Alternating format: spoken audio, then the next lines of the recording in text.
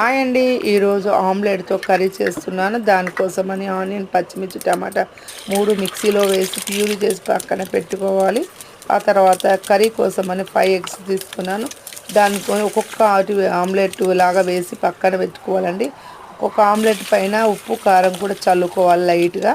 చల్లుకొని తర్వాత ఒక ప్యాన్ తీసుకొని దాంట్లోకి ఆయిల్ సరిపడా వేసుకొని ఆ తర్వాత దాంట్లోకి సాజీరా, భోజవారకు కూడా వేసుకోవాలి.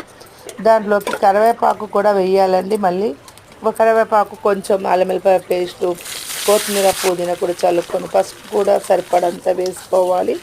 ఆ తర్వాత దాంట్లో మనం ప్యూరీ చేసి పక్కన పెట్టుకుని వాటిని కూడా వేసుకొని కొద్దిసేపు బాగా మగ్గనిచ్చిన తర్వాత మళ్ళీ దాంట్లోకి సరిపడా కారం, ఉప్పు వేసి బాగా మగ్గించుకోవాలండి. మగ్గించుకున్న తర్వాత కొద్దిసేపు అలాగ కొంచెం దగ్గర అయిన తర్వాత దాంట్లోకి మరి కొన్ని వాటర్ వేసి కొంచెం లూజ్గా చేయాలండి. కొద్దిగా కర్రీకి ఆమ్లెట్లు మునిగేంత వరకు ఉండాలి. వాటర్ కొద్దిగా వేసుకొని తర్వాత దాంట్లోకి గరం మసాలా, ధనియా పౌడర్ కూడా చల్లుకోవాలండి.